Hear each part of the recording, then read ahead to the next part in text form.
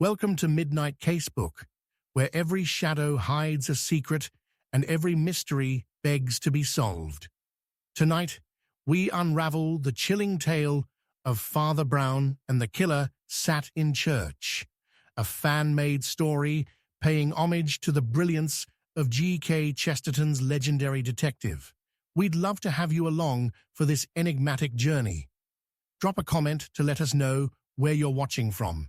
Share your theories, and if you spot any inconsistencies, don't hesitate to call them out. Your keen eyes and sharp minds help us craft even more captivating mysteries in the future. Chapter 1. The Chime of Doom.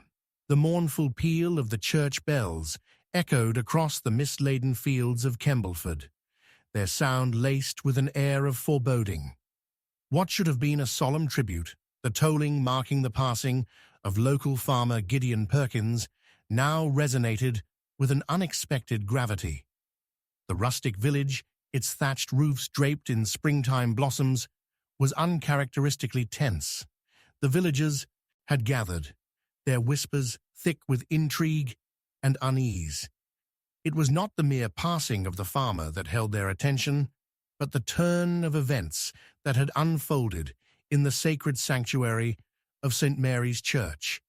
These were not just silent witnesses to Gideon's funeral, but harbingers of dark tidings. His body had been discovered within the church vault, arranged in a horrific tableau by an individual yet unknown.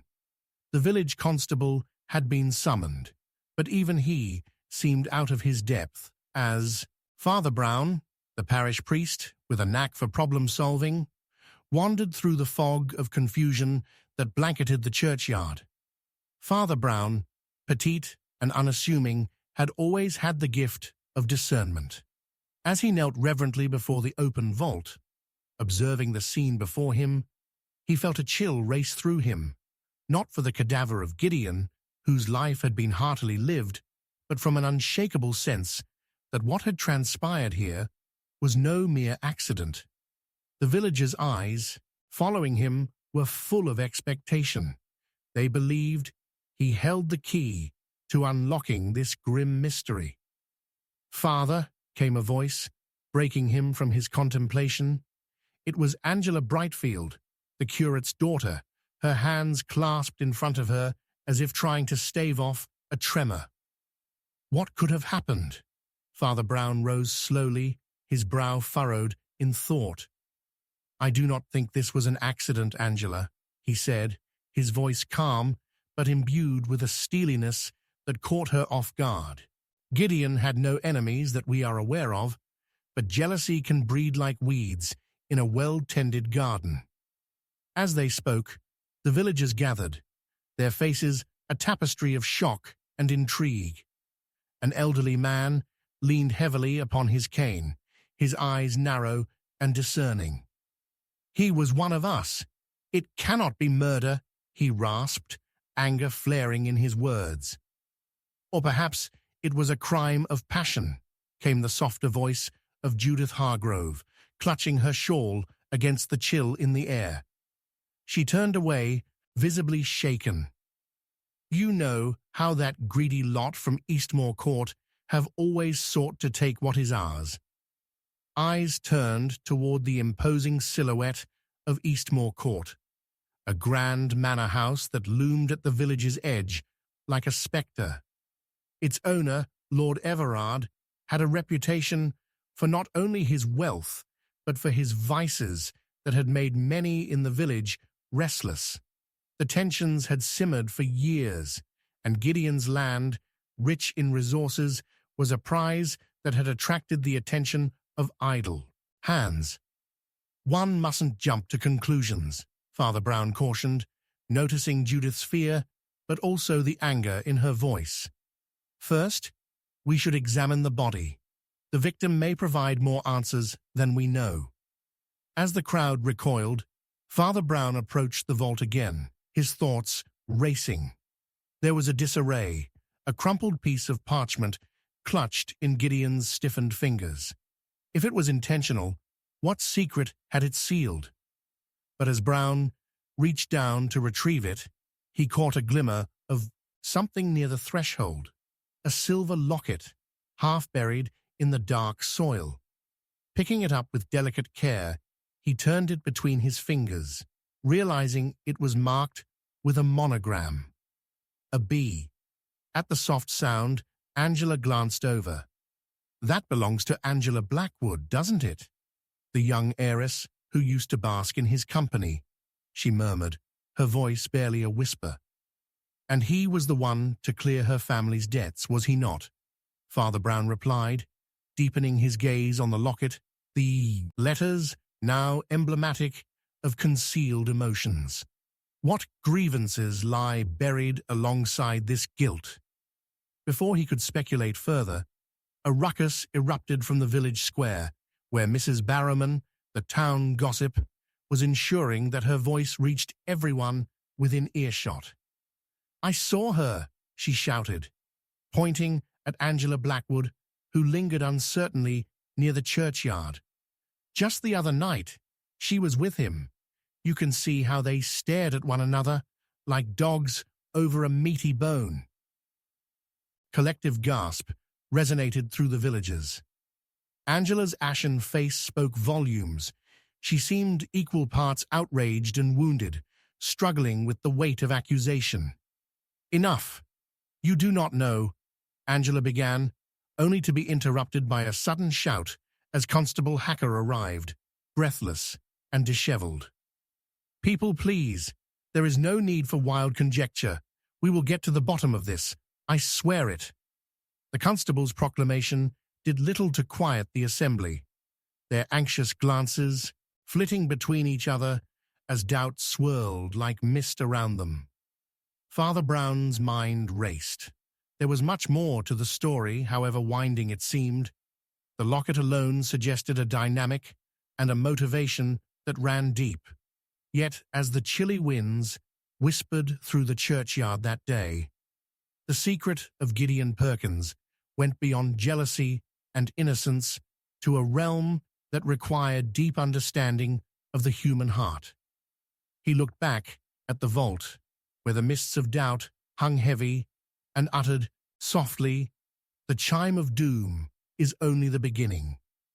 As Father Brown turned to face the villagers, the clouds overhead shifted ominously, the echoes of the bells ringing in his ears like the unseen threads of an unsolved riddle, drawing him deeper into a mystery that had only just begun to unfurl its shadows. With each heartbeat, a sinister reveal urged him forward, toward answers that lay entangled in the lives of those around him. Whatever the truth may be, it seemed, there was still time and silence before the next chime would resonate, and he feared it might toll far too late. Chapter 2. In the shadow of the pulpit, the creaking of the old pews sang a somber dirge as Father Brown entered St. Mary's Church, the scent of aged wood and damp earth clinging to the air. The heavy atmosphere felt laden with whispered secrets, coiling around him like a dense mist as he slipped inside, keen to decipher the dark enigma of Gideon Perkins' death. The disarray of the vault still haunted him, a tableau of horror with each detail etched deeply into his mind. He had scarcely closed his eyes since that mournful day, replaying the scene in fragments and flashes. As he approached the pulpit, he felt an almost magnetic pull toward the worn Bible resting there, its pages yellowed with time.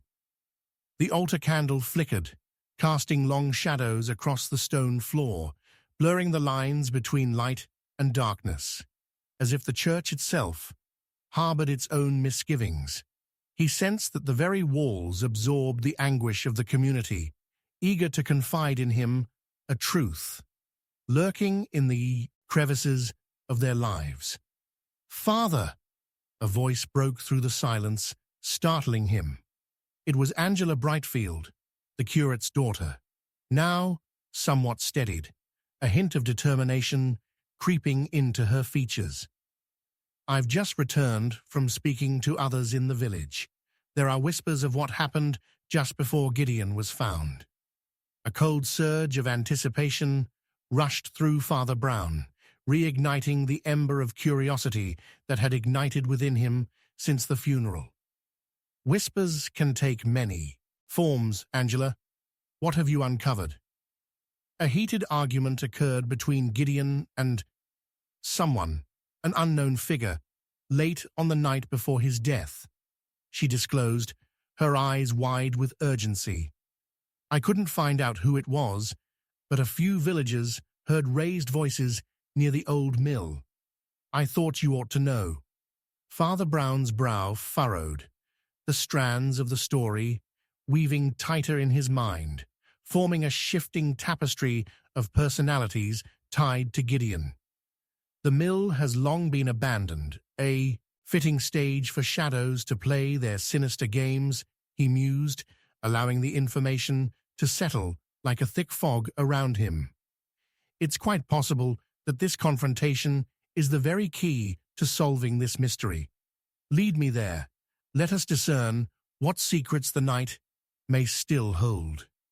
As they stepped into the misty evening, the air turned clammy, yet the tension within his chest was a warmth promising resolution.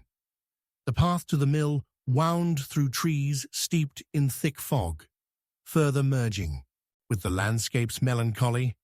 Every sound, a crack of brittle twigs underfoot, the muted rustle of leaves, heightened his senses, while he sought to piece together Gideon's last moments. Upon arriving at the mill, Father Brown cautiously pushed the heavy door open, its rusted hinges letting out a rebellious groan. Inside, the shadows danced, and stale air swept across their faces as though the walls had exhaled a long-buried sigh of despair. The dusty machinery lay vested in disuse, but faint traces of life spoke through the footprints, leading to the far corner where a broken window allowed a thin beam of moonlight to cascade across the floor. I see no signs of a struggle, Father Brown noted, surveying the room with a discerning eye. But perhaps we need not look for physical altercations. Tell me, did anyone see Gideon's demeanor that night? Was he unsettled, perhaps? Angela nodded earnestly. I spoke to Mr. Butterfield the blacksmith. He said Gideon had been restless, pacing, about as if he'd forgotten something crucial. But then, something changed. There was determination in his eyes when he stormed off toward the mill. Interesting, Father Brown replied quietly, running his fingers along an old, dusty beam and feeling the grain beneath his fingertips. And yet, the question lingers. What drove him here? Was it the argument, or something that had predated it? Suddenly, Angela's gaze sharpened as she pointed toward a series of faint scuff marks on the floor, streaks that seemed fresh against the unnerving stillness of their surroundings. Do you think? An idea sparked within Father Brown, sharp and vivid. It is possible that Gideon was not alone in his final moments. Perhaps he stumbled upon something he was never meant to witness. What do you mean? Angela's eyes widened. Perhaps fear drove him here, and if that were the case, it is imperative we illuminate that fear. He moved toward the foot of the staircase, leading to the upper loft, his mind racing. It strikes me that every village harbors shadows, people who cultivate envy as well as affection. But to uncover motive, we must see what others are unwilling to, even in our quaint little refuge of Kembleford. Angela swallowed hard, joining him on the stairs, each creak resonating with the weight of their anticipation. Halfway up, she hesitated. But do you think we might unveil something better left alone, Father? Father Brown regarded her thoughtfully. Truth has a peculiar nature. While it may pain us in the moment, It has a way of liberating the soul. Besides, I have little doubt now, Gideon's death calls to be examined. We owe it to him. With a deep breath, he pressed forward, reaching the dimly lit loft. As they entered, a glimmering object drew his attention. A gilt frame nestled in the corner, draped in dust, but unmistakably glimmering in the pale light. Father Brown approached, wiping the years of neglect away with his sleeve. An ill-fated gasp escaped Angela's lips. "That's a painting of the village, of all the villages," Father Brown murmured, his fingers grazing over the names inscribed upon the frame. "And look here, hidden beneath this very tableau is a warning, a small note tucked behind." He carefully pried it free, revealing a single sentence, tainted with urgency. "The debt waits in shadows unseen." "Debt?" Angela questioned, her voice a thread of fear weaving through them. "Ah, but not merely financial," he replied, contemplating the enormity of what they had stumbled into.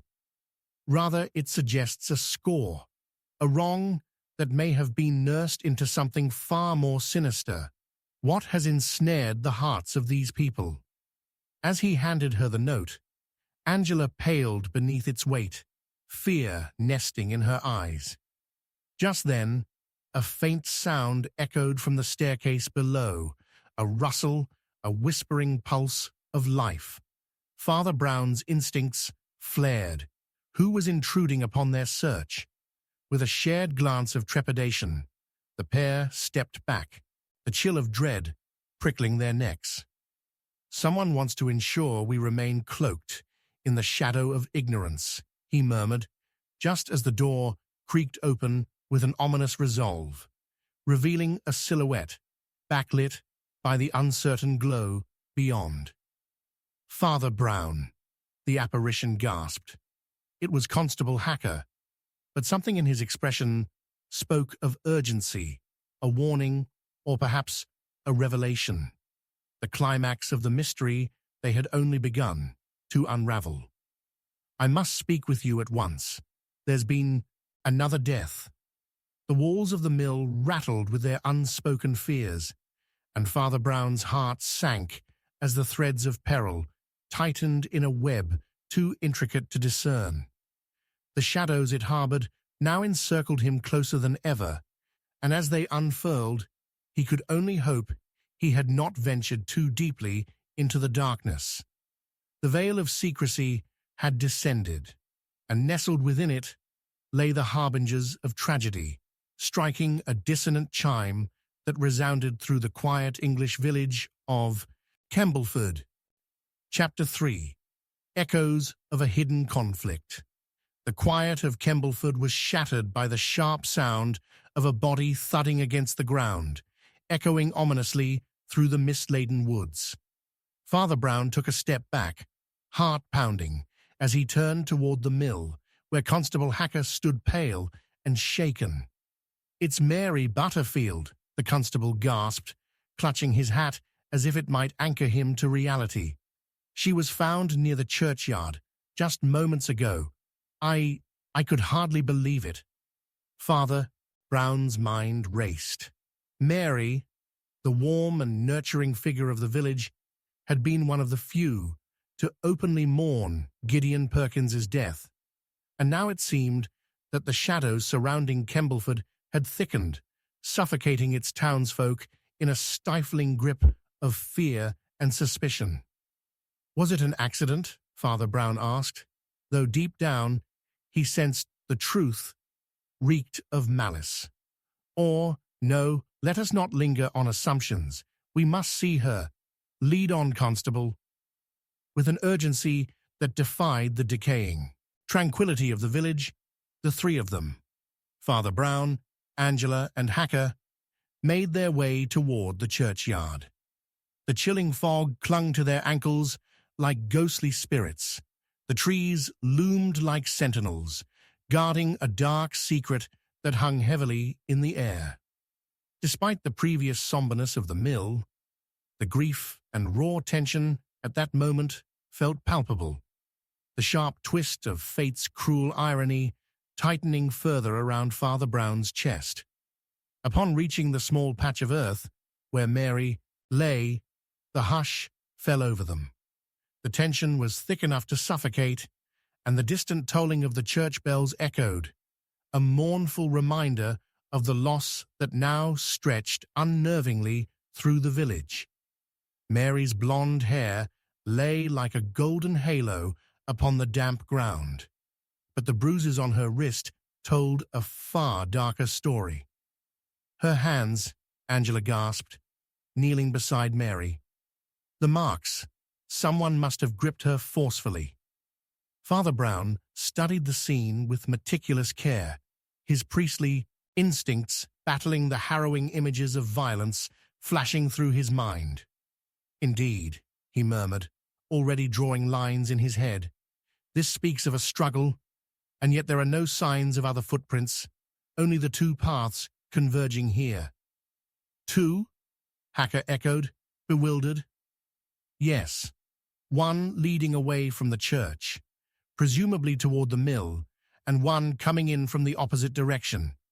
You see, Constable, our witness accounts place Gideon here the night before, a man clearly weighed down by urgency and passion.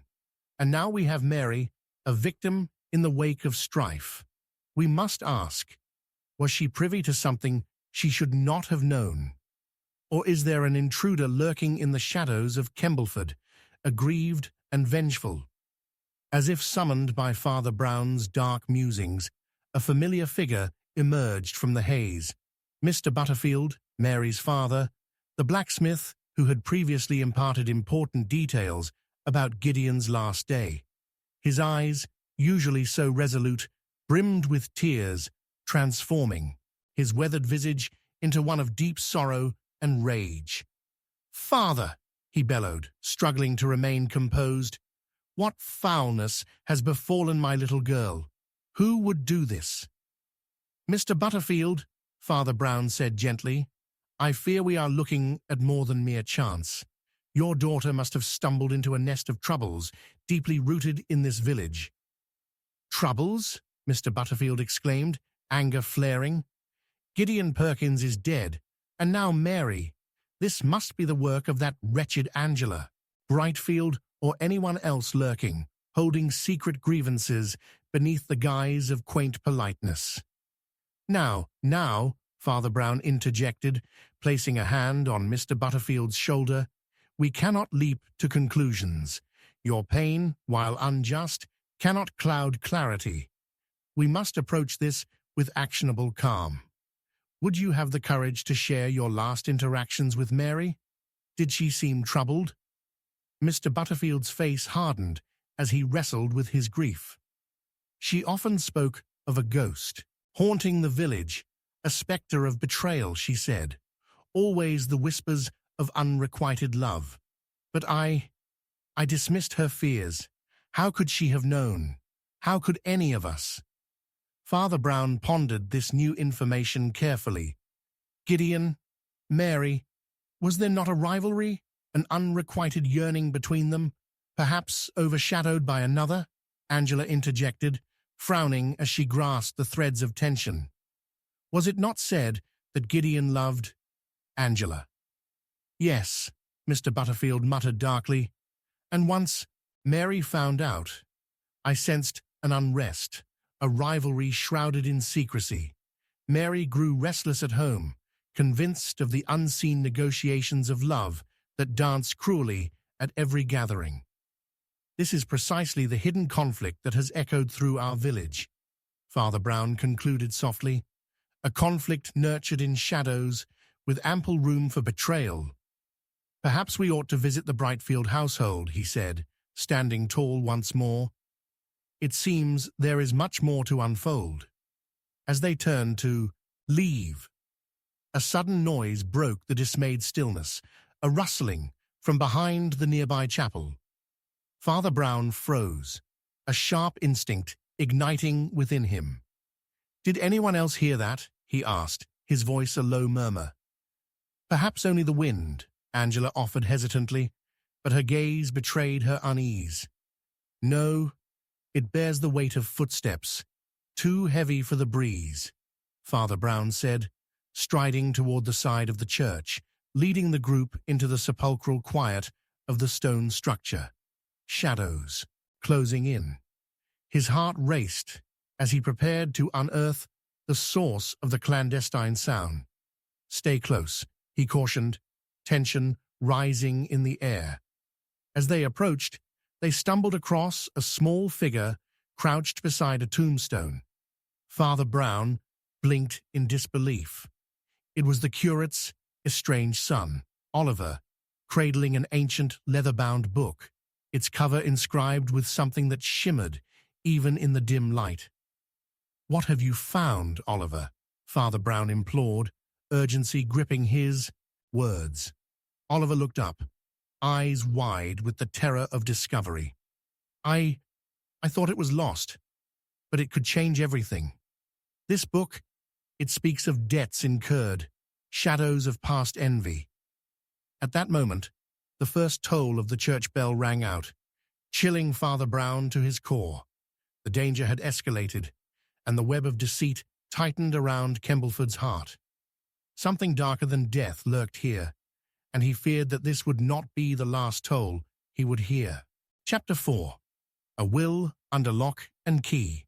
The sun had scarcely risen above the horizon when Father Brown stood at the threshold of Gideon Perkins' old manor, a grand yet eerie structure whose cracked plaster and overgrown gardens whispered of time's relentless advance.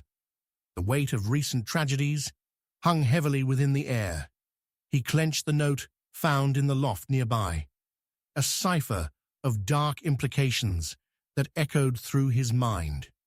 It was here, in this dilapidated estate, that the heart of the mystery lay entangled, and here, where secrets long kept in the shadows were poised to emerge. As he pushed the creaking door open, the dim mustiness enveloped him, a shroud of past whispers beckoning him to listen. Angela took a step closer, her delicate features furrowed in concern. "What if they learn we're here? That will set aflame old grudges," she whispered, as if the silence around them might betray their presence. Father Brown regarded her with a solemn nod. "I fear time is of the essence, my dear. We are merely unearthing the questions long buried under layers of familial tensions." They moved cautiously through the dimly lit hall, the sound of their footsteps muffled by the plush carpet soaked in history. As they entered the library, dust motes floated like tiny spirits in the golden light streaming through the cracked window. Low shelves sagged with tomes that had long lost their luster, but one particular object caught his eye, a polished mahogany desk that stood resolutely in one corner, its surface revealing tiny scratches and remnants of papers hastily pushed aside. "Father," Angela murmured, bending to locate something beneath the desk. Her fingers returned, clutching a tarnished key, glinting in the fading light.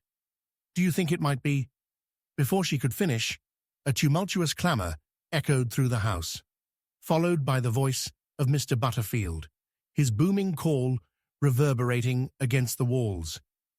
"I demand to know where it is."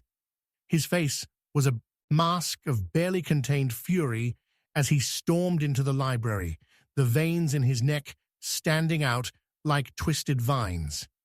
"Mr. Butterfield," Father Brown called out, positioning himself between the agitated man and Angela. "What brings you here?" Before Mr. Butterfield could respond, the door swung open behind him, revealing a most unexpected visitor. Constable Hacker, his usually composed demeanor now marred by urgency. "There's been another distressing turn," he said, breathlessly. "Geraldine, Perkins, Gideon's sister, has locked herself in her room, claiming she has discovered something of grave importance about Gideon's will. She fears for her life." "Life?" Or her inheritance? Mr. Butterfield sneered, his emotions now close to boiling over. If there's a fortune within that will, there would be no small amount of frustration among the heirs. Perhaps, Father Brown interjected, but there's a crucial difference between fear and greed. We must consider what may drive a person to think themselves threatened. Show us to her, Constable. In a flurry of tension, they found themselves back in the dimly lit corridors of the manor, the weak light hardly dispelling the ominous aura that had settled around them. After several agonizing moments of persuasion, Geraldine peered at them from behind the door, her pallid face shadowed with uncertainty. "I cannot speak of it," she murmured, nervously twisting her gloved hands. "If they learn what I know—" "They cannot harm you, Geraldine," Father Brown assured, his voice steady, recognizing the torrent of emotion swirling within her. "We are here to shield you, to tease apart this enigma, but you must share your knowledge with us." She sighed deeply, glancing around as if the very walls bore ear. "I found a document hidden beneath the floorboards in Gideon's study," she said finally, her voice trembling. "A will that changes everything. He named me sole beneficiary, but he was fearfully secretive of it, always looking over his shoulder. I suspect it must have caused a rift deep enough to drive someone to desperation." Father Brown's mind whirled at the revelation. "And do you believe that desperation could lead to heinous acts? The deaths may be entwined with Gideon's legacy?" "Perhaps," Geraldine replied quietly, the weight of her revelation burdening her thoughts. "But would anyone dare take a life, 2 lives, to seize it? I cannot fathom it." "Desperation often reveals the true nature of people," Father Brown remarked, his instincts heightening. "Have you ever sensed a latent animosity among the heirs?" "Only whispers of greedy mouths, nattering behind closed doors," she admitted. "Siblings quarreling over scraps of loyalty rather than ambition itself. But what I found, that will, could turn kin into foes." Suddenly, from the depths of the corridor, a sharp crash startled them all, the sound reverberating ominously through the stillness. Father Brown's gaze snapped toward the door of Gideon's study, now ajar. Adrenaline surged through him as he strode cautiously toward the threshold, the others trailing close behind. Inside, chaos awaited, papers strewn across the floor, some fluttering toward them like distressed birds. In the midst, a leather case remained open, its contents spilled out. A bundle of letters, one unfurling on the mahogany surface, revealing a single name scrawled in a hurried hand. Angela Brightfield, a reminder that inexorable fate had entwined their lives in every thread. "What have you done?" Constable Hacker exclaimed, his voice thick with disbelief. "Did you take this?" His gaze turned accusatory as he fixed on Angela, whose expression morphed into an unnerving blend of surprise and terror. I haven't seen it," she stuttered, stepping back. But the room had grown dense with suspicion, each breath heavy with questions yet to unfold, as darker motives crept like shadows across the room. As Father Brown's mind raced to untangle the chaotic threads, a sudden clarity dawned within him. "No one seeks a fortune without consequences, my friends. Inherited wealth can corrupt even the purest of hearts." He turned toward Geraldine. "The will is the key to unlocking the truth behind these heinous acts. But it resides under lock and key." The door slammed shut behind them, echoing ominously, and the growl of a storm began to murmur outside. Father Brown's heart raced as he realized that death, deception, and a hidden will were only the beginning of a much darker plot unfurling against the backdrop of Kembleford. Chapter 5. The Vanishing Witness. The stillness of the cool morning air hung heavy over the village of Kembleford, veiling its cobbled streets in an eerie humility. It was an ordinary day, save for the realization that the village was coming unraveled. It was on the edge of knowing a truth that had remained buried for far too long.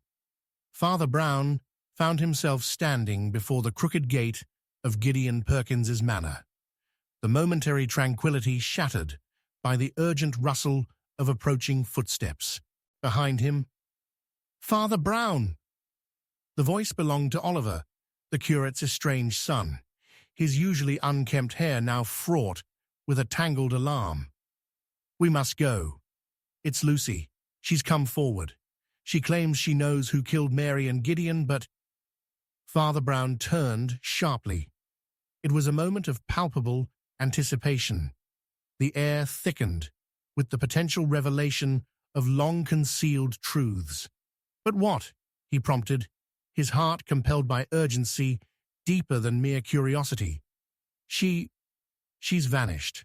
No one knows where she is." Oliver's voice cracked, and Father Brown sensed a shifting tide of dread. "Vanished? Mere hours after revealing such crucial information?" Father Brown mused, unease curling in his gut. "We must act swiftly. Where did you last see her?" "Down by the old chapel," Oliver said, pointing through the mist that clung like a shroud to the edges of their world. "Let's hurry." Together they crossed the verdant expanse, breathless yet intent on finding the truth. As they neared the chapel, its once celebrated stones stood sullen amid the creeping fog, an unsettling silence encasing its weathered figure. Father Brown felt a sudden chill, not from the brisk air, but from the realization that yet more shadows loomed within his quaint village. When they reached the chapel, the heavy oak door creaked open, revealing darkness that seemed to swallow them whole. Father Brown's instincts cautioned him, urging him to tread carefully. Lucy may have overheard something pertinent during the recent tensions among the families, he stated, his voice low and deliberate. The secrets concealed within will reveal her whereabouts. They rushed through the hallowed space, their footsteps echoing against the stone walls, a chorus of urgency mingled with the whispers of the past. Yet their hopes of finding Lucy were quickly dashed. Lurking beneath the altar's dust was a single forgotten letter, a delicate parchment, yellowed with age. Father Brown knelt, carefully unfolding it, revealing graceful handwriting curled like ivy, yet unmistakably distressed. "The will, the truth, they will not let me speak," he murmured, the ink stained with what appeared to be a small, dark splotch, perhaps from a hasty spill.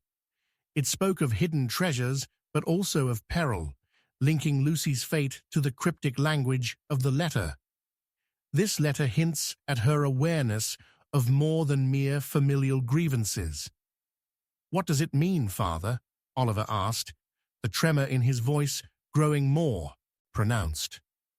"To know and to fear, that is a danger in itself," Father Brown answered, slowly rising. "But we must not linger here. If Lucy has vanquished from the folds of our grasp, we shall retrace the steps of her last likely encounters, perhaps uncovering more along the way." As they stepped into the village heart, Father Brown's mind worked furiously, recalling the trepidation that had swept the Perkins and Brightfield households since the foreboding arrival of Gideon's hidden will. The way hidden motives festered among those who dared to dream of wealth, twisted relationships yearning for resolution, only to spiral into a darkness unimagined. "Father!" Oliver exclaimed suddenly, his eyes narrowing towards a figure moving in the crowd. It was an older man, conspicuously hunched over, a creased face revealing a tapestry of troubling secrets carved by time. "That's Barnaby, the village gossip. He must know something." Father Brown nodded, striding toward the man with purpose. "Barnaby, a word if you please." The man stopped, his jaw tightening, as he sized up the urgency simmering beneath Father Brown's request. "Isn't nothing good come from good-for-nothing inquiries, Father?" he replied hoarsely, fidgeting. "But everything good comes from a bad situation," Father Brown countered, leaning closer, the weight of authority softened by genuine concern. "We need to find Lucy. Speak freely now. Have you seen her? Any whispers in the wind?" Barnaby's eyes darted left and right, surveying the reaction of nearby villagers. "I saw her this morning. She was beside that affrighting old tree, speaking to someone who shaded her from view, a regular stranger, with a hooded cloak, blending into the mist like the devil himself." "Did you overhear anything?" Father Brown pressed, noting the urgent tremor in Barnaby's voice. "Only bits and pieces," Barnaby stammered, grappling to remember vividly. But it seemed she was desperate, fearing he would silence her. Watching and waiting, much like a cat before a mouse. "I reckon she sought refuge somewhere close. I've a sense of it." "Then we must find that tree," Father Brown said, turning on his heel. Swift as a hawk, they made for the older grove, heartbeats matching the tempo of their steps. Approaching the tree, Father Brown paused, perception sharpening with every breath. This collective consciousness of shadows encircling them seemed alive. They found a crown of tilted branches, the leaves whispering secrets as they brushed against one another. And there, partially hidden in the undergrowth, was something amiss, an item that caught the dull gleam of light. It was a scarf, vibrant blue, unmistakably associated with Lucy. "Oliver, do you recognize this?" Father Brown asked, kneeling to collect the scarf, a newfound urgency enveloping him. Yes, she wore it the last time I saw her." Oliver gasped, his trepidation transforming into panic. Father Brown's gaze darted around, piecing together the remnants of clues and connecting the thread of relationships. "Then she must have been dragged from here, perhaps fearing betrayal. The will has entwined us all in a web. We are puppets at the whims of a puppeteer, hidden amidst these shadows." A cracking sound echoed behind them, and both men turned as a figure stepped from the thicket. It was Gideon Perkins's sister, Geraldine, her face pale and eyes betraying a mingling of emotions. "You shouldn't meddle in affairs beyond your understanding. Lucy isn't what she seems, and neither are you," she growled, a flicker of wildness dancing in her gaze. As the corners of the woods closed in around them, the realization enveloped Father Brown. Becoming ensnared in this unfolding conundrum might reveal yet more truth, but it nonetheless concealed a darker, impending fate. The chilling reality flickered like the leaves in the wind. Time was no longer their ally. The shadow of death loomed just outside the fray. "Take cover," Oliver yelled instinctively, urging a retreat into the trees, but Father Brown stood resolute, a steely resolve unyielding against burgeoning tides of treachery. The chase had just begun, and the hunt for Lucy had escalated towards something dreadfully profound. With the scarf in hand, they would either uncover the truth or become part of the darkness enveloping Kembleford. The trees rustled ominously, and amidst the swirling mist, the significant question loomed. What hidden danger lurked just behind them, just out of sight? Chapter 6. Clues in Plain Sight. An unsettling quiet shrouded the village of Kembleford, the mists clinging like secrets to the cobbled streets. Father Brown stood under the gnarled branches of the ancient yew tree at the churchyard, studying the grave markers that leaned at peculiar angles, their inscriptions long faded. It was here, that a fresh wave of apprehension washed over him, triggered by an overlooked detail from the recent tumult, all closely entwined with Gideon Perkins' will and the mysterious fate of Lucy. He had suspicions swirling in his mind like midnight fog, yet they needed formulating into clarity. His musings were interrupted by a furtive figure passing him, a small man with disheveled hair and nervous hands pulling at a moth-eaten coat. It was Barnaby, the town gossip, who, despite his reputation for embellishing tales, might possess the key to something undisclosed. "Father Brown, you've got to help me." Barnaby's voice trembled. "I overheard things, dangerous talk, I reckon, near the pub after the sun dipped low. It's about the will." "The Pig and Whistle," Father Brown said, piquing Barnaby's interest. "Did you hear anything specific about Lucy's disappearance?" Barnaby leaned in close, eyes darting again as if the darkness might spawn eavesdroppers. "No one but the owner knows how much he's involved in this mess. Old Kern, between you and me, something isn't right with that man.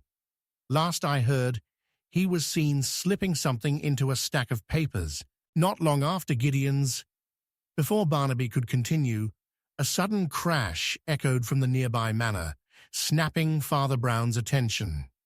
He gestured for Barnaby to follow as they walked briskly toward the source, the spectre of dread lingering thickly in the air. Upon reaching the rickety wooden front door of Gideon's estate, the scene was enough to still their breath. The doorway was littered with shattered glass and open drawers, the hushed tones of confrontation spilling from inside like a malevolent shadow.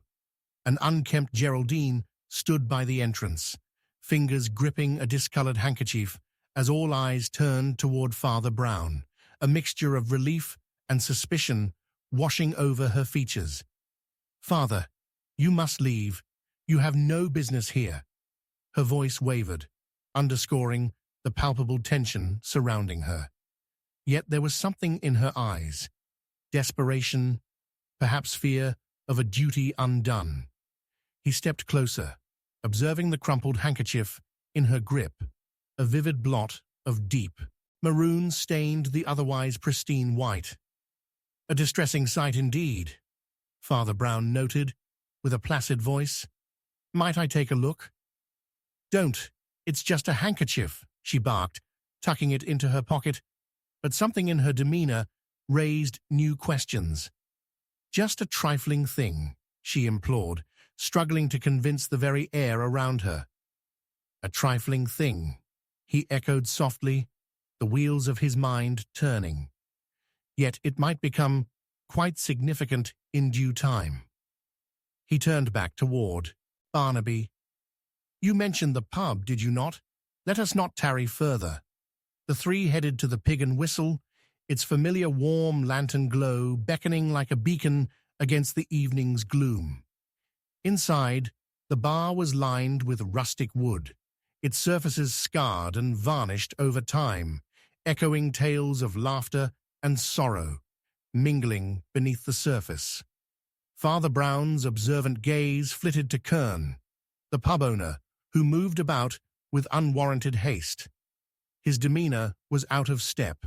A jittery glint lurked beneath his ostensibly jolly exterior. "Good evening, Father," Kern said, pouring a pint for a patron, a forced cheeriness lacing his voice. Yet as he mopped the counter, Father Brown couldn't help but notice a subtle tremor in Kern's hands that contradicted his demeanor. "Tell me, Kern," Father Brown said, drawing near, "have you heard anything about Lucy? There are whispers of her whereabouts that trouble the village." Kern froze momentarily before a nervous chuckle escaped his lips. "Just more tales spinning in the wind, Father. You know how it goes. Gossip. Nothing more." Father Brown leaned a fraction closer, scrutinizing the man. "Gossip, yes, but closer to the truth than you seem persuaded. You wouldn't happen to have seen her, or the stranger, would you? Sweat beaded at Kern's brow as he stammered, I've been busy. Always busy here, father. His gaze flit nervously to the door, as though wishing to unfurl himself from the tight grasp of the conversation. And yet, Father Brown pressed, the fabric of concentration draping over them both, being busy often provides refuge for hiding truths. You'd do well to forget it, father, he retorted, waving a dismissive hand. People like me have more manners than to mix in such sordid affairs. But Father Brown wasn't buying it. Very generous of you, Kern, but perhaps you could lend me your manners. They seem ever so elusive. The tension ratcheted, the atmosphere growing unreadable. As Father Brown turned to survey the room, a glimpse caught his eyes. Half hidden behind a dusty bottle lay a folded letter that seemed painfully out of place. Its faint outline captured his curiosity as he reached to retrieve it. Now, what's that? Kern's voice raised an octave, revealing his agitation. It seems, Father Brown observed, careful in his examination, that we've stumbled upon secrets hidden in your midst. He unveiled the letter, its ink faintly smudged, but revealing Geraldine's name, completed by a frantic scrawl. This should not have lain here so long. Kern's throat swallowed hard, his eyes darting from the letter to Father Brown, panic painting his features. You've no right to— On the contrary, Father Brown interjected, voice sharp and commanding. The stars above often guide one's gaze toward the truth buried beneath the ordinary guise. Before Kern could respond, Father Brown stepped back with iron resolve, his heart racing with an unspooled thread of certainty. The truths were laying in plain sight, waiting to be knit into something dangerously clear. In that moment, he realized the stakes were grim. The small town on the precipice of a revelation that beckoned unrelentingly. With each letter and handkerchief, secrets entwined with reluctance urged him closer. Satisfaction always just beyond reach. A foreboding sense of urgency gripped him, spurring his determination to unravel the sinister web emboldening Kembleford. Next time we meet, he said softly to Kern, adrenaline knotting his voice, let it be as allies in unveiling despair. The saga is far from over. Yet even as they departed the pub, the weight of unseen dangers loomed over them, the call of shadows echoing through the streets. As darkness gathered, Father Brown sensed the hourglass trickling with certainty. Someone would pay dearly for the truths unveiled beneath the veneer of innocent souls. It was merely a matter of time before the final piece slid into place, and with it, the answer to the community's chaos waited, just a breath away. Chapter 7. The Allure of Deceit. The anguished wail of a distant wind echoed through Kembleford, wrapping the village in a blanket of unease. Father Brown stood at the edge of the churchyard, gazing at a gathering cluster of villagers, some wide-eyed, others whispering into the icy air, their shoulders hunched against the chill of an impending storm. Rumors swirled like mist through the cobbled streets, thickening the atmosphere with suspicion. The tension in the village had become a living thing, suffocating and palpable. In the midst of this chaos, Oliver's frantic arrival broke the uneasy silence. "Father Brown, you must come quickly," he gasped, clenching his hands, urgency painted across his face. "What is it, my son?" Father Brown inquired, instinctively aware of the gravity in Oliver's voice. "It's at the manor. Geraldine." Oliver's breath turned jagged, his eyes wide with an emotion too tangled to name. "They say she's gone missing, or worse. I overheard the others talking something about her brother Gideon." With purpose and a sense of urgency born from experience, Father Brown hurried after Oliver, each step quickening with anticipatory dread. The manor loomed ahead, its shadowy silhouette partly concealed by fog, as if the stones themselves were gripping secrets far too dangerous to expose. Upon reaching the front door, there was an unsettling stillness in the air.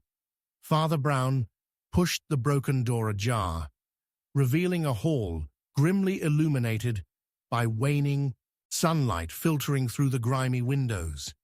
The servants' quarters remained eerily quiet, but every creak of floorboards and flicker of candlelight felt like an invitation to darkness. "Geraldine," Oliver called, his voice echoing against the cold walls. There was no reply. The stillness thickened, tightening around them like a noose. Father Brown advanced, his keen senses attuned to the slightest anomaly. He noted the disarray of furniture, chairs overturned, and a broken vase, splattered. Disruption that spoke of chaos, perhaps an argument. "It's as if a storm has swept through," he murmured, contemplating the implications. "The question is, what was the eye of this storm?" "Perhaps it's all linked," Oliver suggested, his youthful complexion pale. "The will, Lucy. Could Geraldine have been put in danger?" "More than likely," Father Brown mused, "but we must tread cautiously. Every whisper carries more than its weight in shadows." Just then, they stumbled upon a narrow corridor leading to what Father Brown recognized as a study belonging to Gideon. With his heart pounding, he opened the door. Papers were strewn across the desk, and a single candle flickered defiantly against the encroaching gloom. However, it was not the mess that seized his focus. It was something even more compelling. Beneath an overturned book was a letter, its parchment barely visible, but its contents already gnawing at Father Brown's mind. "What have we here?" he murmured, retrieving it with careful, deliberate hands. The writing was hurried, frantic. "Meet me at the old grove. There are things you should know about Lucy." Oliver leaned closer, scanning the words. "Who is it from?" The ink, though faded, bore a striking resemblance to the scrawl he had seen on the letter Kern had clutched earlier.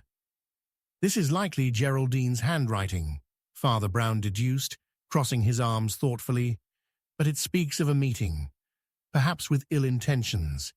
It cannot be a coincidence in this dark labyrinth of deceit." Oliver nodded, nervously glancing around. "Do you think she really went?" "Ah," Father Brown replied thoughtfully, "the allure of secrets is strong, my boy. They entice the unwary, promising revelations while veiling darker truths. We must find her before she unravels any further." As they stepped back into the shadowy hallway, a noise fractured the unnerving silence. A door creaked open at the far end of the corridor, and from it emerged Kern himself, looking beleaguered and utterly unsettled. His countenance revealed a raw panic beneath the facade of the jovial pub owner. "Father Brown," he exclaimed, hurriedly wiping his brow with the back of his hand. I've been looking for you. There's been a dreadful accident at the Pig and Whistle. A fight broke out, and Lucy." Father Brown intertwined their fates through persistent questioning. "What about her?" Kern hesitated. She was there. My patrons were talking, you see. It seems she had a disagreement with someone who wasn't supposed to be in town. I don't know how or why, but she vanished." "Who was it?" Father Brown pressed, his gaze steady. Kern's eyes darted away, his breath haggard as he struggled against the weight of unconfessed knowledge. "Might have been At that moment, an abrupt noise erupted from the opposite corridor, a cry, desperate and tinged with fear. Father Brown's heart sank, instinct urging him onward. He sprinted past Kern, down to the end of the hall where he thrust open the nearest door, revealing the dimly lit parlor. There, amidst gathered villagers, stood Geraldine, trembling and pale, her hands shaking above the stained remnants of her handkerchief, a deeper shade of maroon staining the fabric. The muted hues of her grief danced across the room, and the atmosphere thickened with apprehensive eyes. "What have you done?" Father Brown demanded, his voice authoritative yet calm as he assessed the desperate scene. "What are you hiding?" Geraldine opened her mouth to speak, but a gagging sob broke through her lips. She crumpled against the wall, clutching her stained handkerchief tightly. In that moment of anguish, Father Brown made the connection. The truth that lay dangerously close, yet far beyond grasp. "You know what happened to Lucy." Before she could respond, a sudden shadow cast about them. The door swung wide, and looming in the doorway was an unforeseen figure, one cloaked in treachery who held the pieces to this deceitful puzzle. Suddenly, Kern's face twisted into surprise, his earlier panic morphing into realization. The villagers gasped, eyes widening with dawning horror. The tension hung thickly in the air, a breath held in anticipation. "We are caught amongst lies and shadows," Father Brown declared, his voice cutting through the impending chaos, "and we have yet to uncover the true puppeteer." The question loomed heavy as the atmosphere tightened unpredictably. Who truly held the strings in this web of deceit? As Father Brown prepared to confront the ultimate deception, the cracked veneer of innocence across the village lay exposed. Each secret was a thread waiting to unravel, and somewhere in the depths of Kembleford, the hourglass had begun to trickle relentlessly towards its final revelation. Chapter 8. Confessions of the Heart. The air inside the manor was thick with tension, a smothering blanket of uncertainty that pressed down on everyone present. Father Brown stood amidst the murmurs of the gathered villagers, their faces resembling shadows caught between fear and curiosity. Geraldine's trembling form slumped against the wall, her stained handkerchief still crumpled in her grasp, a singular token of distress in a setting that felt laden with death itself.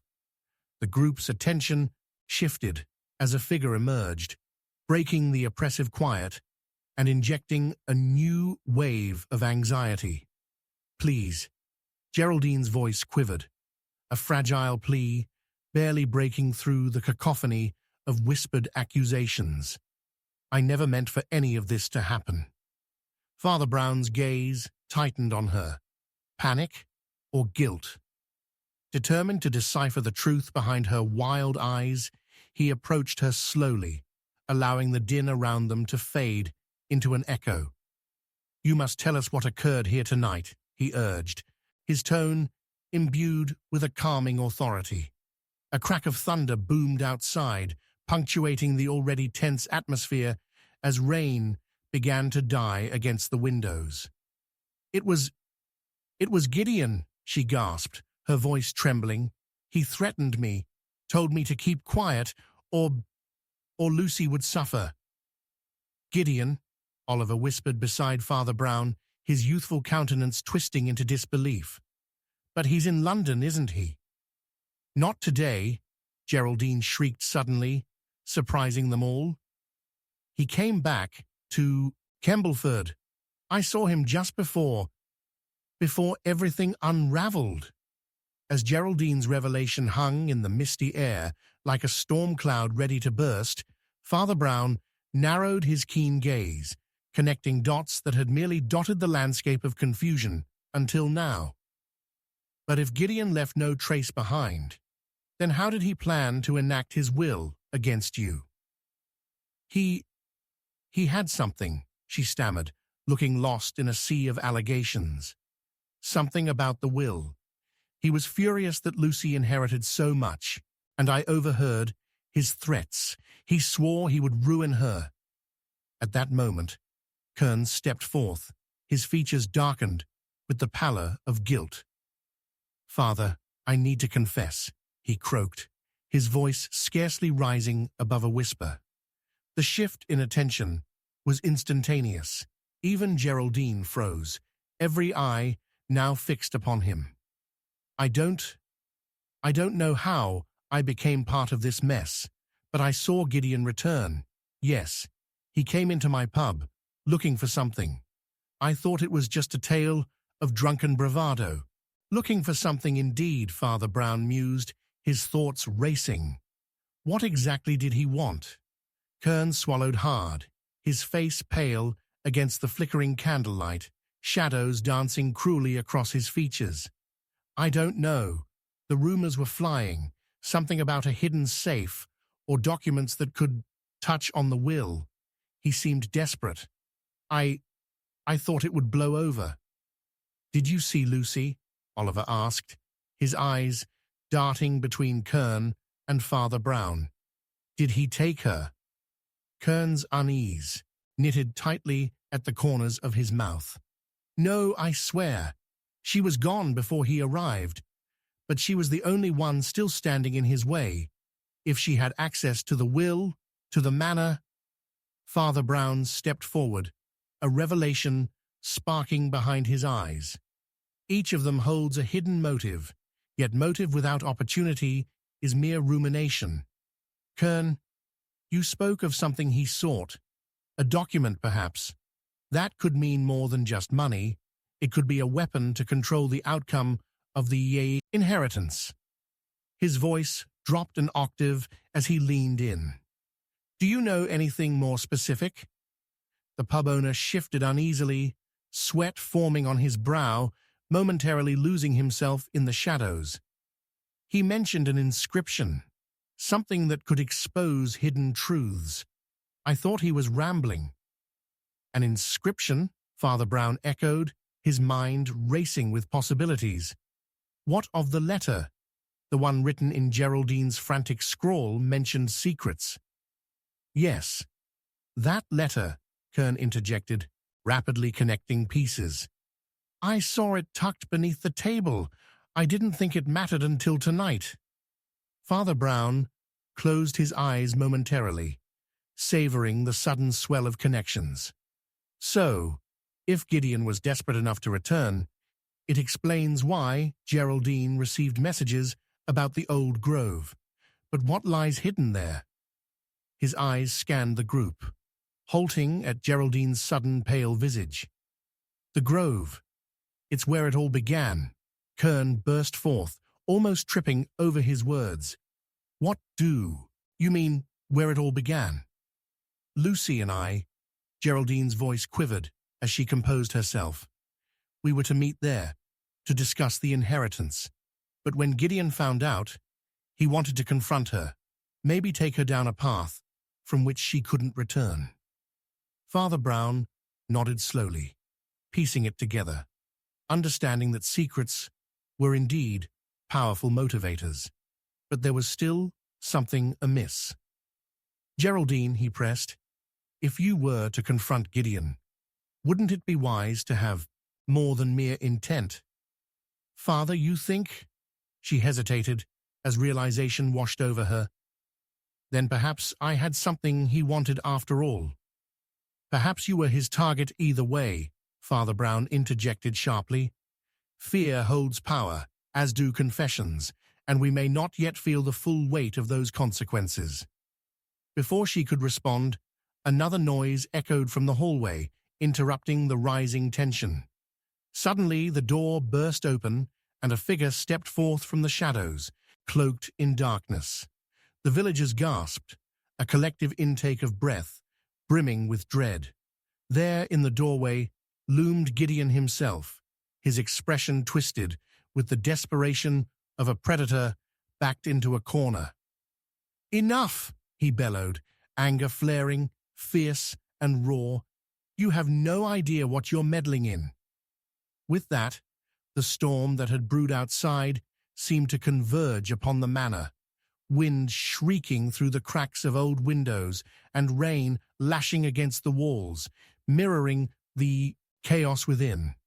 Father Brown felt the coiled tension snap and resonate through the room. "Stand back," he intoned, a steely resolve constricting his heart, "for the truth must come to light before it's too late." And with that, the next chapter unraveled in a single heartbeat. Yet the wisps of shadows surrounded them all, clinging tightly.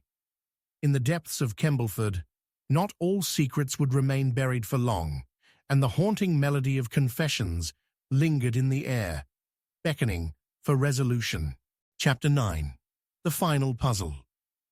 The moon hung heavy and low over Kembleford, casting a silvery sheen across the village that lay still and quiet beneath its watchful gaze. A chill clung to the night air, wrapping itself like a shroud around the derelict ruins of the old estate, ancestral home to the family that had been at the center of the unfolding drama. Father Brown paused at the wrought-iron gates, their hinges groaning softly in protest as he pushed them open. The estate had always loomed, ominously in the villagers' imaginations, its crumbling stone walls whispering tales of old secrets. But tonight, it felt alive with purpose. There was a clandestine air about the place that quickened his pulse. He stepped onto the overgrown path, the crunch of pebbles underfoot, the only sound to disturb the eerie silence. The silhouette of the manor loomed ahead, its windows dark and vacant, as if it held its breath, guarding the secrets inside. A flicker of movement caught his eye from one of the tangled thickets that flanked the path, and he instinctively moved closer, keen to discern its source. Crouching behind a cluster of ancient rhododendrons, he peered through the gnarled branches. A figure emerged from the shadows, hood pulled tight against the drizzle that began to fall. The figure moved with purpose, yet caution, glancing over their shoulder as if anticipating a witness. Father Brown's pulse quickened, the way the figure craned their neck, and the jagged rhythm of their breath hinted at urgency, if not desperation. As the figure approached the manor's rear entrance, Father Brown's mind raced. Why would anyone dare to convene in such a disreputable place, and at this hour? Silently, he followed, his feet barely making a sound against the wet grass, every ounce of his being alert to the mysteries weaving themselves into knots around him. The rear door creaked open, and just as swiftly, it shut with a muffled thud. Father Brown pressed closer, his heart echoing in his chest. It was now or never. He mustered his resolve and reached for the handle, the cool metal slick beneath his fingers. Stepping through the door, he found himself in a dimly lit corridor, the stale air thick with dust and disuse.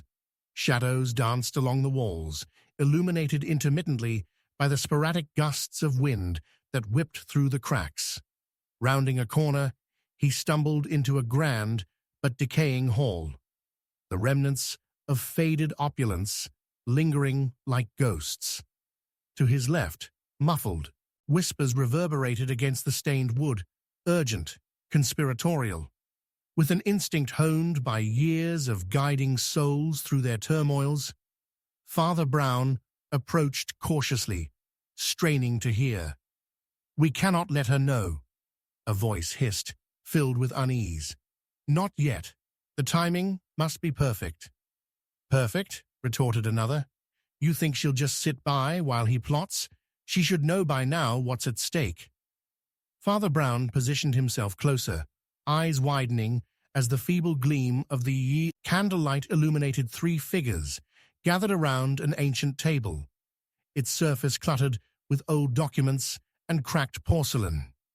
One of them was undeniably Geraldine, her face pale but determined. The other two, Kern and a figure shrouded in angular shadows, evoked an unsettling sense of familiarity. There was Gideon, unmistakable even in the half-light, a frown etched deep into his features. The look of raw intensity on his face ignited a flicker of dread within Father Brown. He possessed the puzzle pieces of this enigma, and now he was watching as they began to snap together. "Tell her," Gideon pressed, urgency lacing his tone. "This isn't merely about the inheritance. There are lives at risk. Lucy was a—" "Stop," Kern interjected, his voice rising in panic. "What if we draw her attention too early? We have to think, Gideon." Father Brown's heart raced with the revelation that lay before him, a negotiation brewing thick with darkness. It was not merely the will that drove this clandestine assembly, but something deeper, more sinister. Each motive interwove with desperation, the inherited legacies shackled to desire. Gideon cast a wild glance toward the window, as if expecting to find eyes waiting in the night. "If she finds out what we're hiding before—" "Before what?" Geraldine shot back, her voice rising with incredulity. "Before you ruin everything. You two have led us here with your fears and secrets. This has been a game for too long." The storm outside grew, fiercer, rain battering the roof with a furious tempo, as if the skies shared their torment. Father Brown seized the moment, stepping forth into the light, resolute. "And what game is this? A twisted web of lies built upon silent threats and hidden agendas?" The gathered figures froze, all eyes snapping toward him, shock mapping their faces. "Father Brown," Geraldine's voice fell to a whisper, disbelief mingling with distress. "How?" "The truth cannot remain buried forever," he interjected with quiet authority. "You are treading dangerous waters. A life may hang in the balance tonight." Teetering between fear and anger, Gideon stepped forward, hands clenched. "You know nothing of our affair. Leave us be, Brown, or you'll find yourself entangled in something far beyond your comprehension." "Or perhaps it's you who doesn't comprehend," Father Brown replied coolly, his gaze piercing. "I'm aware of Gideon's motivations and Kern's reluctance, but standing amid all of this, what is it you seek, Geraldine? Power? Revenge? Or has greed finally consumed your heart?" Geraldine faltered, the weight of his insinuation rendering her speechless for a heartbeat. The rain poured relentlessly outside, drowning the turmoil that churned within. "It's not what you think," she finally whispered, her voice breaking as tears rimmed her eyes. "I didn't want any of this. Gideon, he promised me something beyond just waiting for an inheritance. I was his confidant, but I was also scared." "Scared enough to silence another?" Father Brown pressed, sensing her wavering resolve. Before she could answer, a tremor of boots echoed behind him, an intruder who had not been invited. Father Brown turned sharply as the door swung open, and the figure of Oliver came barreling through, his youthful face stark with urgency. "Father, Gideon moved with alarming speed, pinning Oliver against the doorframe. "No, you won't spoil this." Father Brown's intuition flared, recognizing the threat of violence brooding in the air. "Stand down, Gideon," he warned steadily, "before this evening claims another life." The tension clocked in a heavy silence as they weighed each other's motives, the storm's howling winds fading into the background. Just as Oliver's eyes widened in understanding, Father Brown caught something glinting beneath the candlelight. A single gold locket lay atop the table near Geraldine, the initials engraved upon it, unmistakable. "The locket!" he exclaimed, the pieces clicking together in perfect clarity. "It belongs to Lucy." The room froze, as all eyes turned toward the small object. The significance of its presence loomed heavy, as if marking the beginning of a deadly revelation, something that had yet to fully unfold in the shadows around them. As Father Brown stepped forward to claim the locket, he felt a tremor of premonition ripple through him. The final puzzle was beginning to take shape, but with it lingered a whisper of realization. Who among them was truly the puppeteer in this threadbare tapestry of hidden motives, lies, and impending ruin? The answers felt tantalizingly close, but clear skies rarely follow a tempest. Amid the chaos, a chilling spectre loomed over Kembleford, beckoning to be revealed. The storm still raged outside, yet the shadows inside were deepening further. Time was running out to unravel the truth before dread reclaimed its hold. As the tension crackled in the air, Father Brown knew his next move would tread perilously close to the fissures of a wicked heart. And as the world spun just a little faster, the grip of fate tightened inexorably around them all. Chapter 10. The Trap is Set.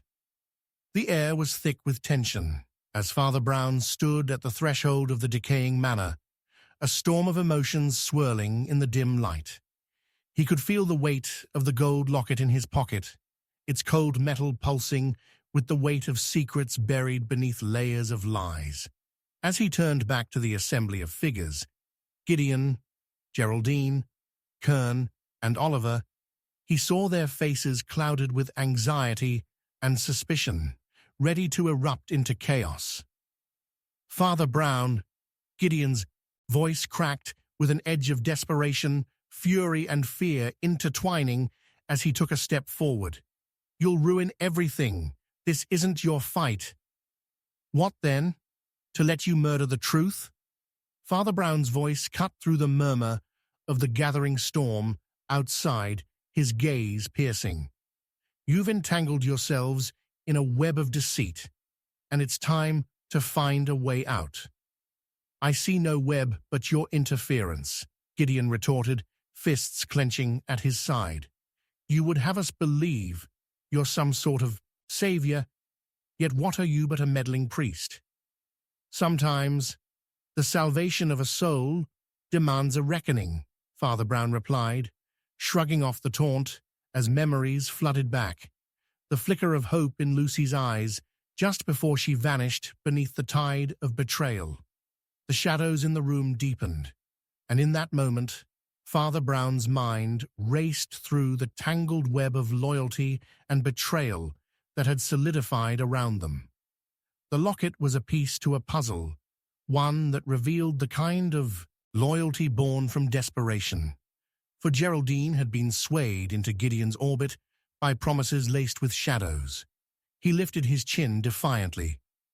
"Geraldine, you invested emotions as currency in a trust that has proven misplaced. To hold your truth away from the world is a burden that may destroy you." The woman's pale cheeks flushed crimson, her expression wavering between anger and the dawning light of clarity. "Leave her out of this," Gideon interjected sharply, but his voice wavered, revealing an undercurrent of fear. "Fear only lies where guilt resides," Father Brown countered. "I wish I could say this has been nothing more than an inheritance scheme. Yet you, Gideon, seem far too adept at manipulation for merely monetary gain." Kern shifted uncomfortably, once more glancing towards the window as the storm outside howled in furious agreement with the building storm within the manor walls.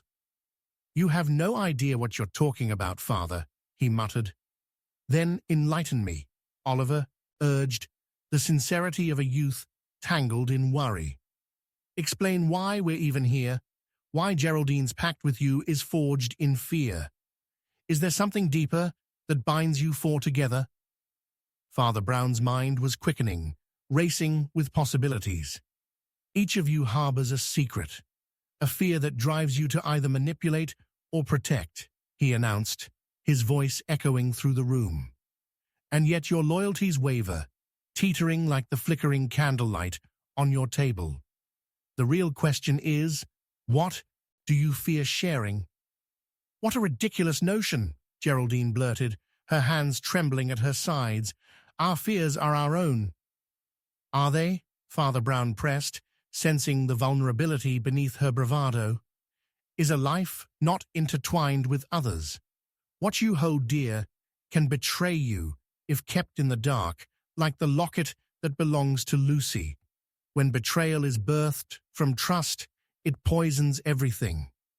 A heavy silence settled, as if the very walls leaned in, eager to catch even a whisper of truth. Father Brown turned his attention back to Gideon's face, reading the myriad of emotions: defiance, mockery, then burgeoning fear. What would unravel this tapestry of deceit? He mused, his mind racing with the intricate patterns of motives blossoming beneath the surface. "There's no unraveling that can lead to good," Gideon hissed, his voice low yet laced with menace. "You tread a fine line, Father. These threads, you may find them cut from your own life." Suddenly, a crack of thunder outside echoed their charged words, and Father Brown's heart quickened in a different way. He had to act now. His thoughts coalesced into a singular purpose: reveal the truth and trap the killer. "Then let us pull your threads taut, shall we?" he said, more to himself than anyone else. "Let's conduct our little gathering." He gestured toward the table, adorned with forgotten relics and hastily scribbled documents, "and lay it all bare." As Father Brown began to arrange the papers, he noted the careful balance of Gideon's expression. With an underlying animosity that shimmered like a blade, he turned to Geraldine. "Do you remember the handwriting on the note claiming Lucy's death?" he asked pointedly. It held a bitterness that resonated with shame. "Which of you finds on that table someone else's truth conducive for you?" "What lies are you conjuring up?" Kern scoffed, though his tremor betrayed worry. Father Brown lifted a hand, silencing them. "Perhaps the real puzzle deals not with loyalty, but the extent you're willing to protect your own." His gaze resolved on the locket again, as it beckoned with quiet intensity. What would drive one so desperate as to silence someone for secrets that could destroy loyalty? The air was thickening with anticipation, the tides of uncertainty drawing the four closer to the brink of revelation and chaos. Oliver's keen eyes caught the glint of something on the table. It was a tarnished silver key, half hidden beneath dusty manuscripts. "What's this?" he asked, picking it up with cautious curiosity. Father Brown's gaze sharpened as he recognized it instantly.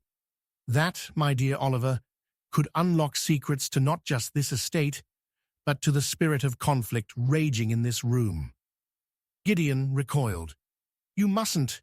You don't know what lies behind that door."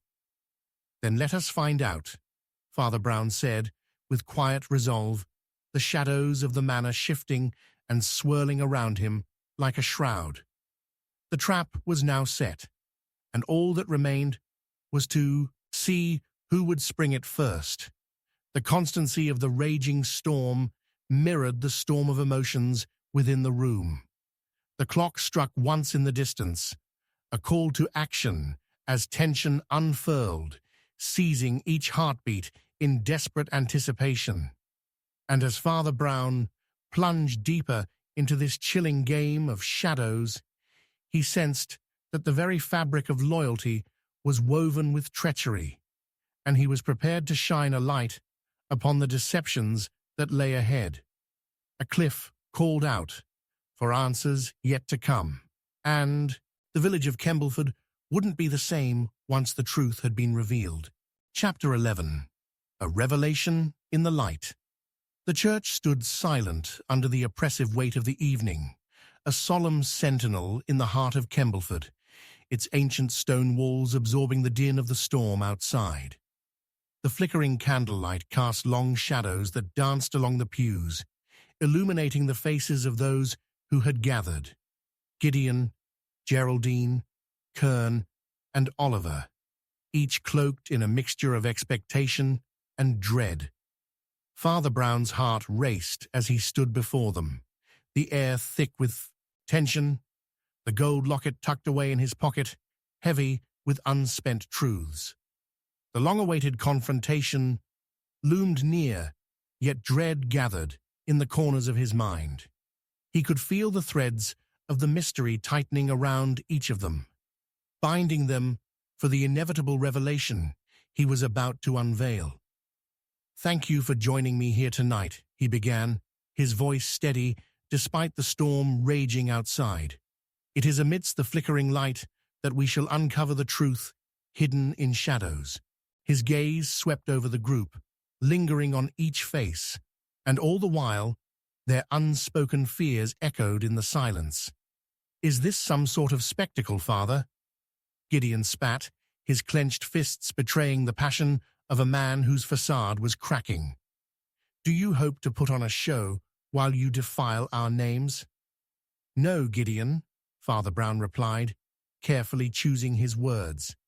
"This is about illuminating truths that are better seen than felt in the dark. A murderer plays a dangerous game, and we are here to expose their hand." Oliver shifted nervously, his youthful countenance tinged with confusion. "Who, Father? Who is the murderer?" His eyes were wide, searching for clarity amidst the chaos. "It is truly remarkable how a single thread can unravel a man's life," Father Brown continued, pacing slowly as he spoke.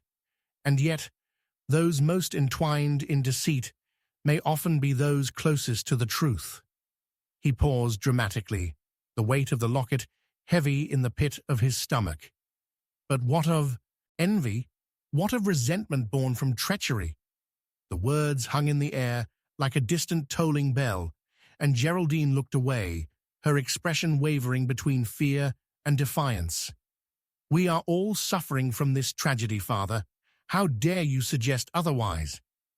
"Because sometimes, Geraldine, pain reveals our true selves," he responded, drawing their collective deceit toward him like a moth to flame. "I know the truth about Lucy's locket, her final moments, a fragment of a love twisted into a malady by envy." The storm outside howled, as if daring Father Brown to continue, and Kern shifted uncomfortably in his place. "You speak of envy, Father, but such claims are easily cast. Why should I or Geraldine come under the scrutiny of your assertions?" "Ah, Kern," Father Brown said, his voice imbued with the weight of experience and understanding. "Your misdirection is as predictable as the tides. You see, both fear and jealousy can manifest in perilous ways, as can guilt. Each of you hides something that binds you together, yet also threatens to rip you apart." "A conspiracy, you say?" Gideon scoffed, but his bravado cracked under pressure. "And what, may I ask, about you, Father? What hidden motive do you have here?" "Mine is a quest for truth," he replied easily, unwavering. "And in the darkness lies your collective intricacies." He reached into his pocket and produced the locket, holding it aloft beneath the wavering candlelight. "This belongs to Lucy." The room fell into a palpable silence, punctuated only by the steady dripping of rain against the church's roof. Flickers of shock rippled through the assembled group, eyes darting toward the glint of gold. "Where did you find that?" Geraldine asked, a flicker of unease threading through her voice. "I found it in your abode, Geraldine, a place where promises were made, but trust forged with rust." He cast a knowing glance at Gideon. "And what troubles me most is how easily love can curdle into betrayal. A man, chained by his ambitions, fare most dreadfully against a heart filled with envy. Gideon's expression shifted, a rigid mask of fear and anger woven tightly together. I had nothing to do with Lucy's fate. You know that. Ah, but who stands to lose the most from her voice bearing the truth? Father Brown probed sharply. You, or one who yearns for the semblance of a life backed by security? Were you aware that Geraldine witnessed something dreadful that night? Her own sibling's demise wrapped in dubious circumstances. Geraldine's eyes widened, shock mixing with anger. That's enough, she protested, but her voice trembled. Why do you remain silent? Father Brown pressed, empathy pouring from his measured tone. To protect whom or what? What haunted memory do you choke upon? Was it not you who had swayed her last moments, Geraldine, in envy of a love she felt deserving for her own? Enough, Gideon spat. You dare accuse her, father? Accusation does not need to come from the spool of lies, Father Brown fired back, causing tension to escalate. Envy breeds in shadows, hungry and waiting. And how beautifully do we often fail to see our own reflection staring back in the darkness. The air in the church thickened like fog, swirls of accusation coiling and tangling deeper as Father Brown read the faces. Fear now hung in each corner of the sanctuary like a palpable entity. Lucy is dead, and you all stand to gain something from it, he declared, brow furrowing with realization. But what I have discovered is that the killer hides amidst the very fibers that once bound you together. A single misstep, an unguarded moment would reveal him, her. Now the killer is growing desperate, and perhaps we've but a thread left to pull to expose the murderer. A creak echoed through the church, a low yet distinct sound. The door to the old vestry, long left unopened, abruptly swung ajar, revealing a darkened passage leading deeper into the manor. Father Brown's heart raced at the sudden revelation.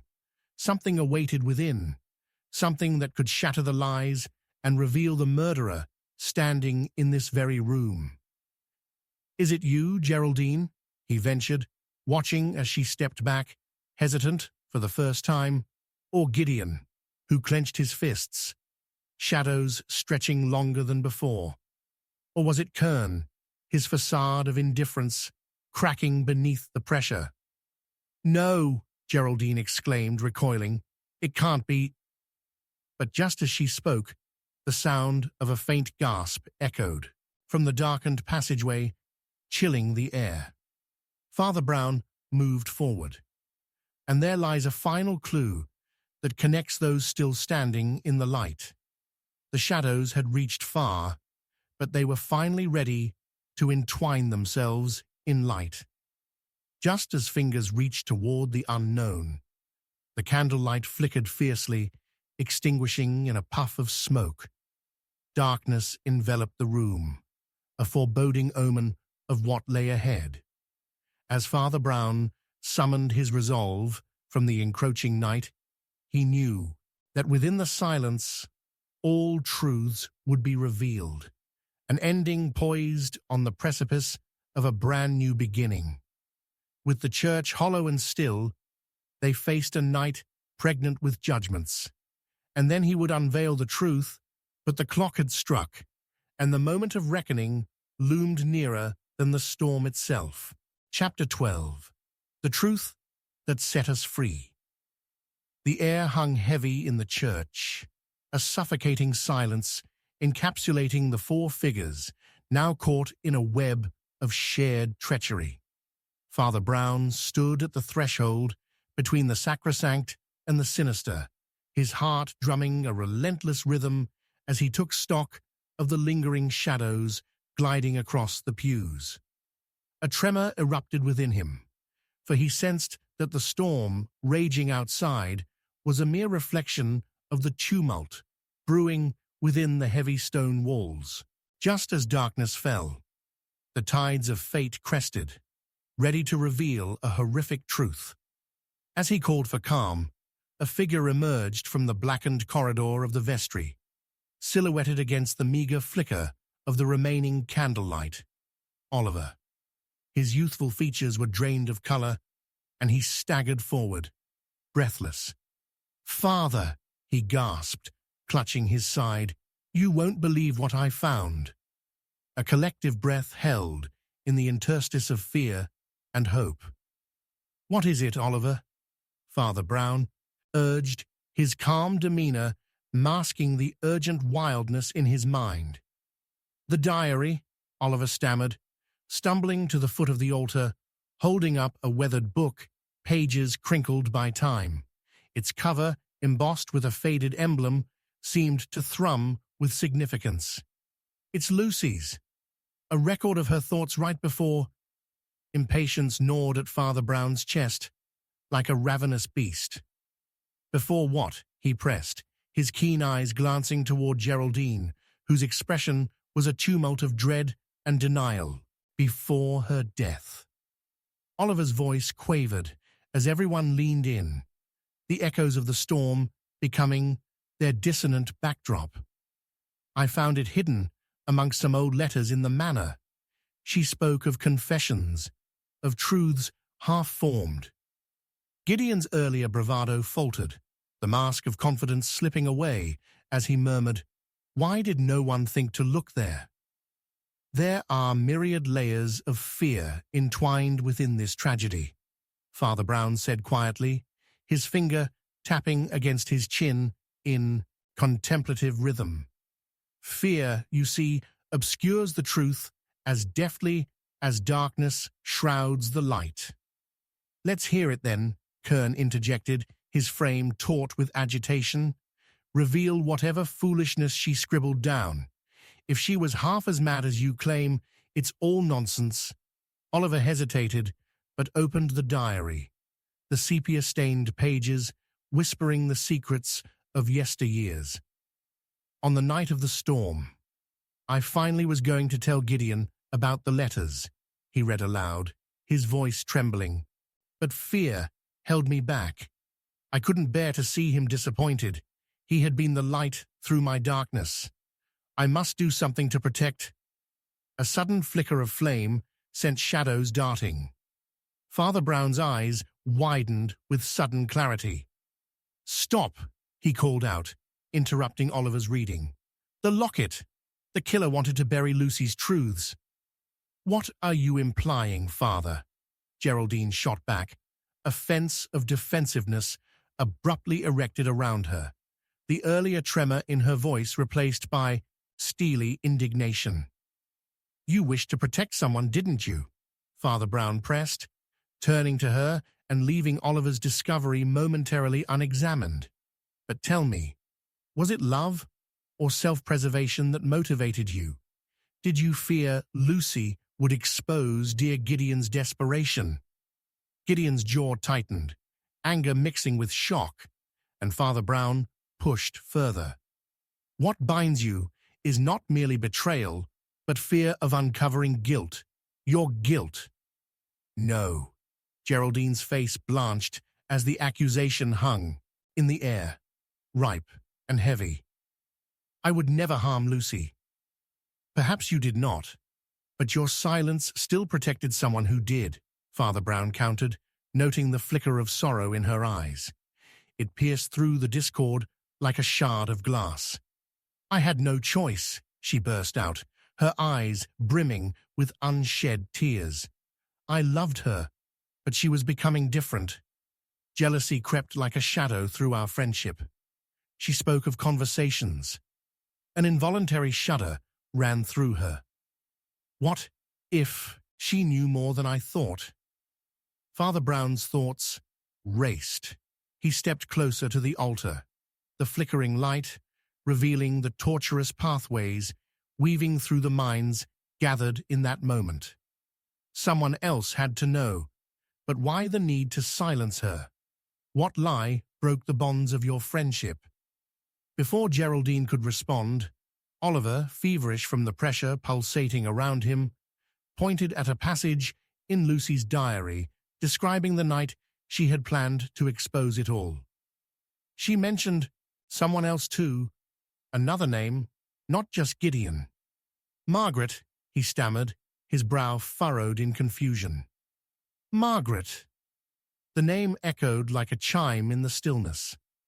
Geraldine's composure faltered as horror flickered across her features. Margaret, she repeated, her voice trembling with realization. Lucy wouldn't. Why not? If jealousy bequeaths the heart of betrayal, Father Brown interjected, half a step back, his mind racing with implications. Margaret's ambition could card out loyalty, and to think you stood to protect her, a misplaced love, could easily birth desperation into motives vile. What do you mean? Gideon interjected, his interest piqued, despite his overwhelming indignation. Margaret, Lucy, you, an uncomfortable triangle of emotion leaving a nasty trail of deception, Father Brown concluded, realization igniting. And that is why Lucy had to die, wouldn't it? Yet there is still a shadow lingering in our presence, a guilt that gnawed at the lines she drew. A sound broke the tense tableau, the church door creaking ever so slightly as the wind howled. In the silence that followed, movement outside caught Father Brown's eye, a silhouette watching from within the mist. It was too far to recognize, but familiarity curled around him like a predatory beast. He turned back to his companions, a somber understanding settling upon his brows. The truth will set us free, he whispered, yet the weight of the new twist hovered ominously. Just as it seemed clarity would break the storm, uncertainty swept back violently. Now we face another layer, he murmured, setting Oliver's diary upon the altar with resolve. Someone among us knew more than they let on, and that changes everything. Back in the shadows, that figure shifted, vanishing like a phantom, leaving Father Brown struck by a chilling thought. Had the vulnerability of the night summoned forth an accomplice, one that could bury the truth forever? All he knew was that they were far from the finish, and he would unravel each thread if it meant illuminating the dark corners where human hearts conspired against one another. A heavy, concluding silence enveloped them once more, pregnant with impending revelation of who among them was prepared to fall into the swirling embrace of the night, pressed against the foreboding edge of freedom and guilt. The clock ticked, echoing ominously into the void. The truth was far from what it seemed,